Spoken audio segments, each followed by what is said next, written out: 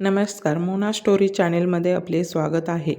The contact marriage, प्रेम लग्नानंतरचे भाग 1. तो आग तर ती पाणी, ती थंड वाऱ्याची झुळूक तर तो उन्हाळ वारा, ती सतत वाहणारी नदी तर तो अवखळ समुद्र, ती समजदार, प्रेमळ आणि स्ट्रॉंग तर तो रागीट आणि प्रॅक्टिकल. तसंच तिलाही थोडा राग आहे, पण त्याच्या एवढा नाही.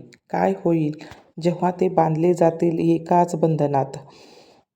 काय करावे या मुलाचे मला काहीच समजत नाही. निळकंठराव टेन्शनमध्ये म्हणाले. अरे, त्याचं वयच आहे असं. त्याला आपण तरी काय करणार?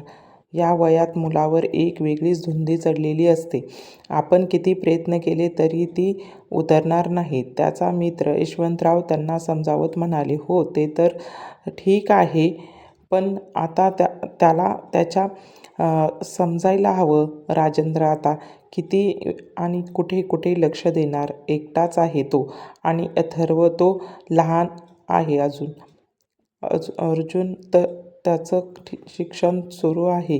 निळकंठराव म्हणाले. मी समजू शकतो, पण एक काम का करत नाहीस? त्याचे लग्न करून टाक, म्हणजे तो इथेच राहील आणि इथल्या बिझनेसमध्ये लक्षही घालेल. यशवंतराव म्हणाले. लग्न आणि तो त्याचे नाव काढायला नको त्याच्यासमोर. त्याचे विचार आता खूप आधुनिक झाले. त्याला लग्न वगैरे मध्ये काडीचा इंटरेस्ट नाही.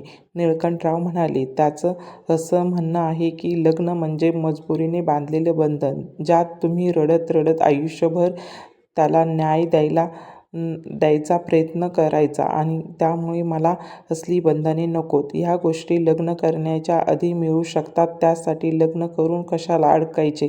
आणि मला माझी लाईफ अशी मुक्त होऊन आनंदात जगायची आहे. यावर कसलेही बंधन नको. आता तूच सांग, याचे मी काय करू? राजेंद्रचाही तोच काही ऐकत नाही.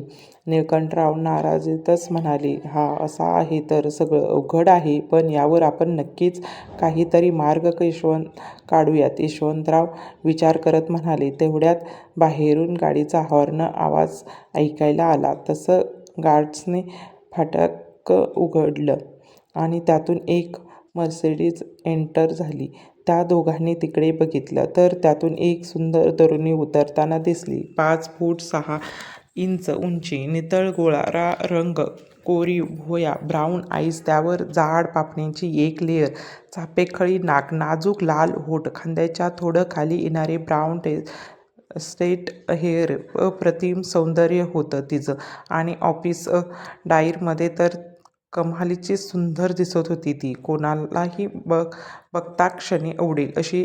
चेहऱ्यावर गोड हास्य आणि प्रचंड आत्मविश्वास. तिच्या आई वडील 4 वर्षापूर्वी एका ॲक्सिडेंटमध्ये गेले. आजोबा तर फार कोलमडून गेले होते. ज्या मुलांनी त्यांना अग्नी द्यायला पाहिजे त्याच त्यांना तरुण मुलाला आणि सुनेला अग्नी दिली होती, आणि याचा त्यांना प्रचंड त्रास होत होता. तिने रडत बसण्यापेक्षा तिच्या आजोबाला आधार दिला. तिने वयाच्या 20व्या वर्षी बिझनेस बघायला सुरुवात केली, आणि बिझनेस बघत बघत तिने तिचे MBAही पूर्ण केले होते. आता तिची कंपनी एक टॉपची कंपनी होती. ती सरोदे ग्रुप एकुलती एक वारीस, पण ते अद्याप कोणासमोरही आली नव्हती. तिने मीडिया स्वतःपासून कोसो दूर ठेवले होते. लोक तिचा एक फोटो मिळवावा म्हणून धडपड करायचे, पण कोणालाही त्याचे अजून तरी यश आलं नव्हतं. तिच्यासमोर नेहमी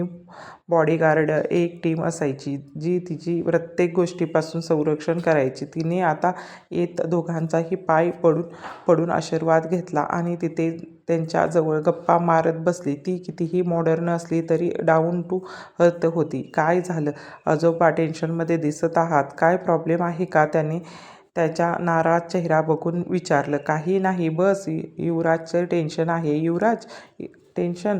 त्याला काय झाले? तो तर ठीक आहे ना? तिथे अस्वस्थ होत विचारले. पण तिचा अस्वस्थपणा बाबांच्या नजरेतून सुटला नाही. तो ठीक आहे, पण त्याच्या सवयी तुला काही वेगळं सांगायला नको. तुला तर सगळंच माहीत आहे. निळकंठराव म्हणाले. मग आजोबा, त्याचं लग्न करा ना, म्हणजे त्याचा थोडासा तरी फरक पडेल. ते समजवणीच्या सुरात म्हणाली. लग्न आणि तो करेल काय? आणि समजा जबरदस्तीने त्याचं लग्न लावलं तरी तो टिकेल टिकेल का काही कळत नाही. या मुलाचं काय करावं ते आम्हालाही वाटलं. त्यांनी लग्न करावं, त्याचा संसार बघावा, त्याची मुलं बघावी. पण वाटतं नाही तर हे कधी शक्य होईल? निळकंठराव नाराजीत म्हणाले. मग आपण मुलीला आधीच सांगून टाकू त्यांच्याबद्दल, ती म्हणाली. आणि सगळं माहीत असूनही लग्नाला तयार होणारी मुलगी कुठे मिळेल का? आणि मिळाली तरी ते एक्सेप्ट करेल का? उगीच आपल्या मुलाच्या सवयी माहीत असूनही दुसऱ्या मुलीचे आयुष्य का बरबाद करा? निळकंठराव म्हणाले. आजोबा आणि बाबा, माझ्याकडे प्लॅन आहे. तिच्या डोळ्यात एक वेगळ्या प्रकारची चमक आली. तिने तिचा प्लॅन त्या दोघांना सांगितला. तसं निळकंठराव खुश झाले. बाबांना माहीत होतं की युवराज तिला आधीपासून आवडतो, पण त्यांनी कधीही तिला डायरेक्ट विचारलं नाही. त्यांनाही तो आवडायचा. तो खूप हुशार आणि स्मार्ट होता, पण त्याच्या सवयीमुळे त्यांना कधी मनात तो विचार आला नाही. पण हा प्लॅन वर्क नक्की करेल? निळकंठराव म्हणाले. हो आजोबा, नक्कीच करेल. तुम्ही नका टेन्शन घेऊ. ती म्हणाली. हां ठीक आहे, मग मी त्याला आजच फोन करतो. निळकंठराव म्हणाले. ठीक आहे आजोबा. आणि काय होतं ते मला कळवा, ती म्हणाली. चला मग मी निघतो. प्लॅन लगेच स्टार्ट करायला हवा. ते आनंदातच घरी निघून गेले. ते निघून गेल्यानंतर बाबा तिला म्हणाले. बेटा, तुला नक्की वाटतं का की हा प्लॅन वर्क करेल? आणि लक्षात ठेव, याचा तुझ्यावर परिणाम होऊ शकतो. हो बाबा, आपल्या नक्कीच वर्क करेल. आणि मी हा सगळा निर्णय विचारपूर्वक घेतला आहे. तुम्ही काळजी करू नका, मी त्यांना समजावत म्हणाली. काळजी करायची गरज मला नाही. त्याला फ्रेश होऊन ये, आपण सोबत चहा घेऊ, थोडासा हसत म्हणाली. हो बाबा, आलेच, फक्त 2 मिनिटं मला द्या फ्रेश व्हायला. वर निघून गेले. लंडनमध्ये पोहून जातो. तो आत्ताच थकून भागून त्याच्या प्रणय क्रीडा संपवून बेडवर पडला होता की त्याचा फोन वाजला. त्यानं बाजूला झोपलेल्या सुंदर ललनेवर एक नजर टाकली आणि फोन उचलून गॅलरीमध्ये निघून गेला. हॅलो निळकंठराव. हा बोला आजोबा. युवराज तुझे येत्या 4 दिवसात लग्न फिक्स केले आहे, निळकंठराव म्हणाले. काय लग्न? आणि माझे? त्याने शॉक होत विचारले. हो, तर तू उद्या इंडियामध्ये येत आहेस आणि मला यावर कोणतेही वाद नको आहेत, निळकंठराव रागातच म्हणाले. नो वे, मी नाही येणार, तो रागात केस ओढत म्हणाला. हो, तू येत आहेस आणि हा शेवटचा निर्णय.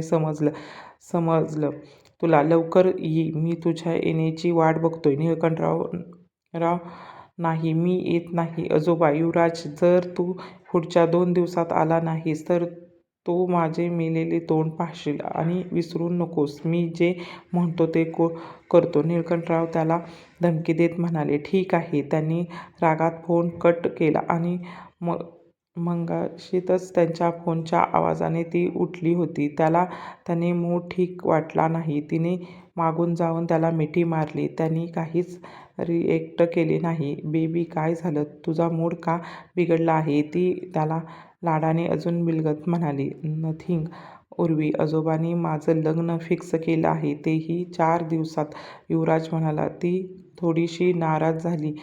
ते दोघे फक्त एकमेकांची शारीरिक गरज भागवायचे, कारण तुला माहीत होतं त्याला बंधनात राहायला आवडत नाही, पण तरीही त्याच्यावर प्रेम करू लागली होतीस. पण त्याला हे माहीत नव्हतं. आणि तसे त्याला प्रेम आणि लग्न यावर अजिबात विश्वास नव्हता.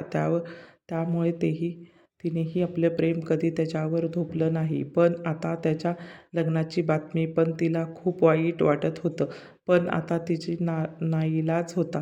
युवराजच्या चेहऱ्यावर तर साफ दिसत होतं की तो या लग्नाला बिलकुल तयार नाही, पण आजोबांनी धमकी दिली होती त्यामुळे त्याला हे करणं भाग होतं. माझ्याकडे एक योजना आहे, ज्या तुझ्या सगळ्या अडचणी सोडवू शकते, ती आनंदी चेहऱ्याने म्हणाली. कोणत्या योजनेबद्दल बोलत आहेस? युवराज म्हणाला. इथे बस, ती आपल्या बाजूला हात दाखवत म्हणाली. बोल.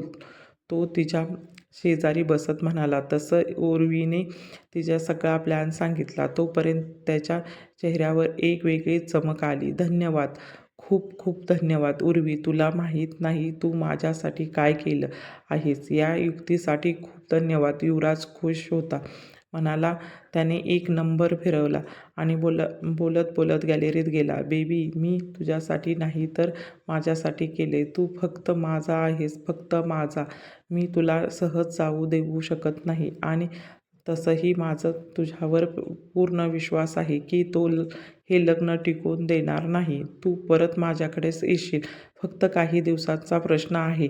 मग तू माझा. ती फोनशी स्माईल करत स्वतःशीच म्हणाली. फोन झाला तसं तो मध्ये आला आणि म्हणाला, उर्वी आज रात्री फ्लाईट आहे. तो म्हणाला, जावं लागेल, काळजी घेशील. तो कपडे घालत म्हणाला आणि थोडा वेळ बसून त्याच्या घरी निघून गेला. करेल का युवराज त्या मुलीसोबत लग्न? काय असेल उर्वीचा प्लॅन? पाहूया नेक्स्ट पार्टमध्ये. अजून आपल्या चॅनेलला सबस्क्राईब केलं नसेल तर लवकर आपल्या चॅनेलला सबस्क्राईब